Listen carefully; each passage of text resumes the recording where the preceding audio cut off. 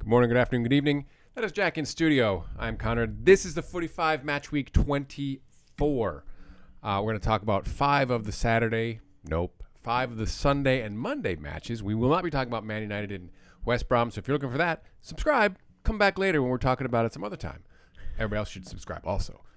Meanwhile, what we will talk about, starting off, is Southampton and Wolves. So 12th place Southampton host 14th place Wolves at the St. Mary's. Southampton's last win came against that Liverpool side on January 4th, 1-0. Since then, those teams have gone not so well. They've lost 5 straight, Southampton have. They've scored 3 goals. They've been held scoreless 3 times, and they've conceded 18 goals. Most of those coming in that Man United shellacking, the 9-0 loss. Yeah. Wolves, on the other hand, they've 1 win, 2 draws over their last 5, only scored 4 while conceding 5. Both teams suffered their share of injuries that's left them in their respective table positions right now in the general scoring malaise. This smells like a classic 0-0 affair here. Yeah, we talked for so long about how great a year this was. This season, you have so many unpredictable teams. You had Southampton get 300,000 likes on a tweet that says, stop the count, when they were top of the table. And since then, they want to stop the count now because it's going bad since then. Falling like a stone. But with this season, I hope this downward trend doesn't continue, where we have the likes of Southampton, Wolves kind of falling off where they were. Maybe not Wolves falling off where they were, but Man City not running away with the league as it appears after their win against Spurs and Liverpool's loss to Leicester. This match I think would have had a lot more pop about 2 months ago, but it still has a lot of potential in it. I think that Minamino was a great signing for Southampton. He had a great goal last phenomenal goal. I think they have. He's going to help them a lot because I think their issue has been inconsistency with Ings' fitness, which has always been a problem in his career. If you have someone who can little niggles here and there, who can you can depend on afterwards. Wolves, Fabio Silva slowly improving as a forward for them in the absence of Raul Jimenez. So, I think I'm not as pessimistic as you for the 0-0, but I probably would edge Southampton to maybe snatch this one. I just like Minamino a lot. I think he's got a lot of potential in the Premier League, especially at Liverpool in the future. But I think he's gonna make a good 6 months-ish, 15 matches with Southampton. Next up, Arsenal and Leeds. Strange 11th place Arsenal hosting strange 10th place Leeds in a mid-table matchup that we didn't really see coming, I don't think, for very different reasons. Arsenal looking to snap a 2-match losing streak. Leeds looking to have another 2-game win streak. They're in this win 2, lose 1, win 2, lose 1, lose 2, win 1. I mean, that's not bad. No, I mean, they're to be 10th right now, ahead of an Arsenal club that obviously if Arsenal win, they would go ahead on points. Scoreless draw in the reverse fixture back on the 22nd of November in a match where Leeds outshot Arsenal 25-9 and had 66% of possession. And had 11 men to 10 men. That's because Pepe went out in the 51st with the red. Yeah. So they were down to 10 for most of the second half. Leno was very, very good in that. He returns from suspension along with David Luiz for this one. Leeds still without Llorente and Koch in defense.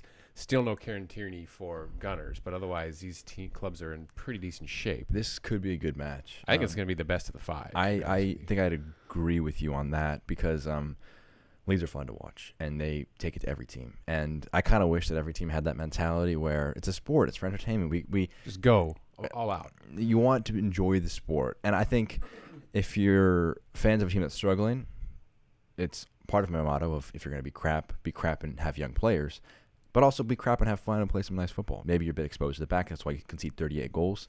But they scored 38 as well. They're playing a non-traditional defense with both Llorente and Koch out. I mean, yeah, it's. I think Arsenal have a. They've been in an improved vein of form with an asterisk because they've last 3 kind of fallen off a little bit from where they were, where they had improved from Leeds kind of in the middle of that barren run of just matches where they were just underperforming repeatedly. So it's going to be an interesting matchup because I think it's going to be a lot of Leeds. I would expect 60% of the possession to go to Leeds, but a lot of opportunities for Arsenal on the break. I think back to that Chelsea match again between Chelsea and Leeds, still under Lampard's era, where they had a lot of opportunities on the break.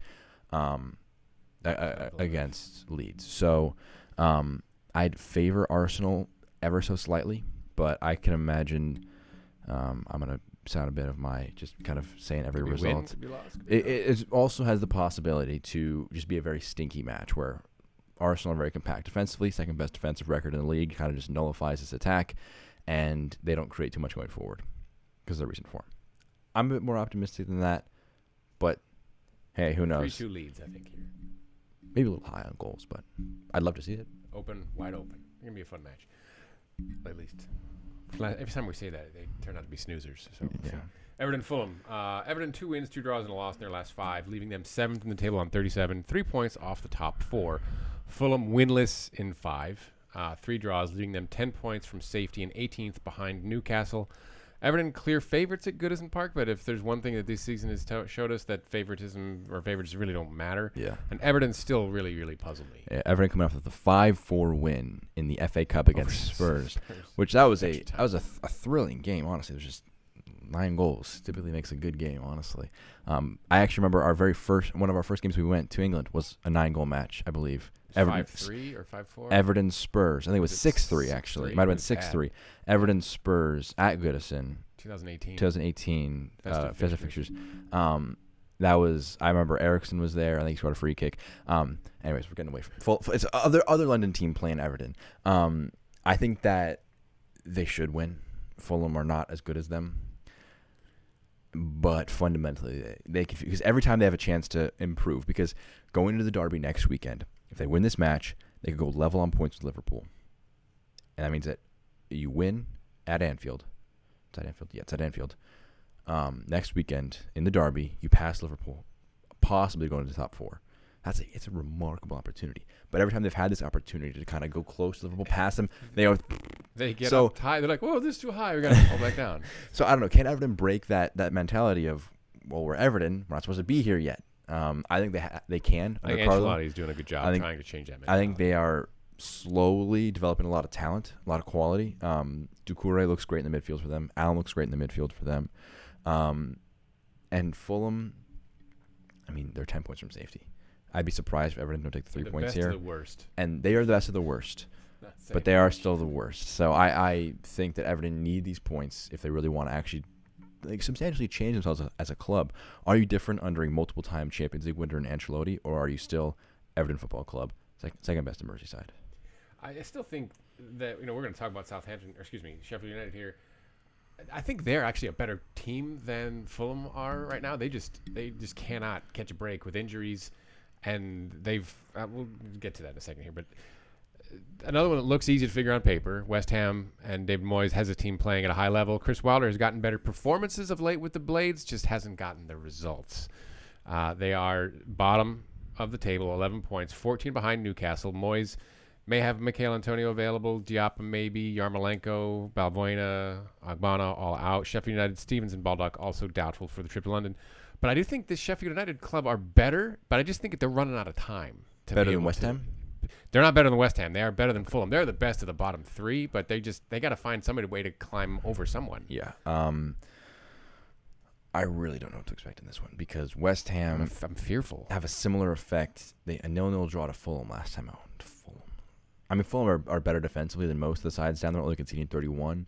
But they're kind of like Everton in that regard too. They could pass Liverpool on points if they win this match, go into the top 4.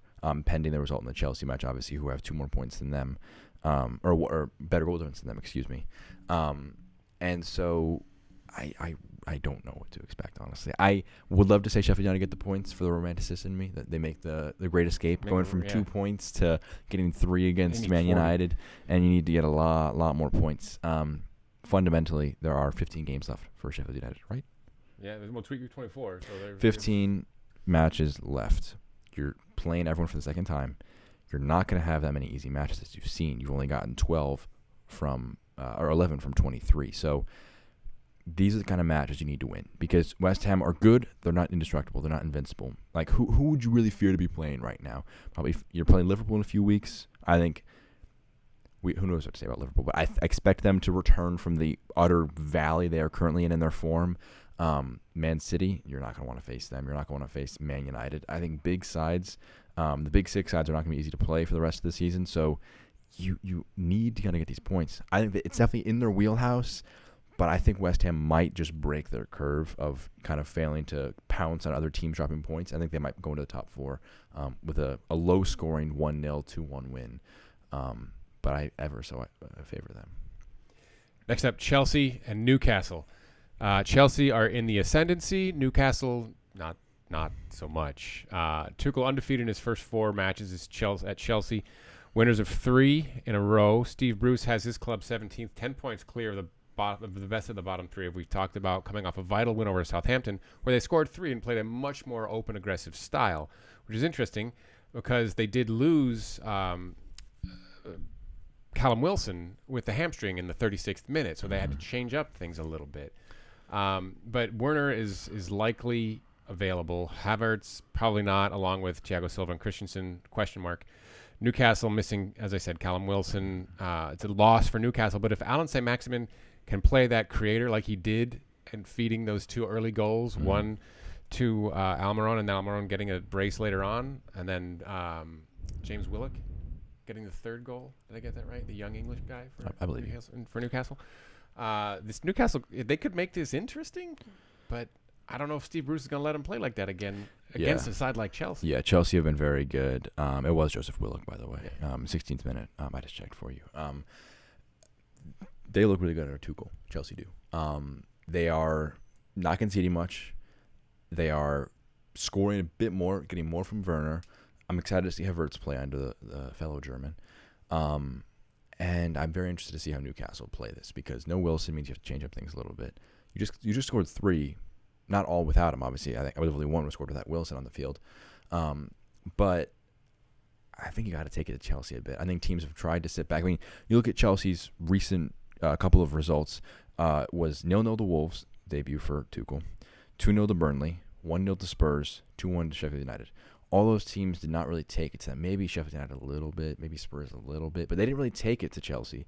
They haven't really tested him. And no Thiago Silva is going to be a big loss because his experience and his comfortness at the back is a big deal for them. He's one of the best center backs in the league this year.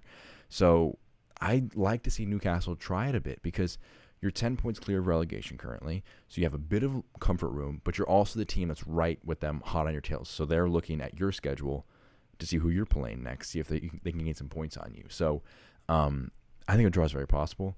I think I'm actually going to pick a draw, which means I'm sorry, Newcastle fans, you just lost 4-0, but I think it's going to be a draw. I think Chelsea will find a way to get this one done. I'd love to see Newcastle do it. Just put some distance there, make put some heat on Burnley, who had a great win today, jumped ahead of them on points. They're level on. I guess Burnley has a game in hand against them. They're up 1 point up. That'll do it for us for 5 of the remaining 6 matches in week 24.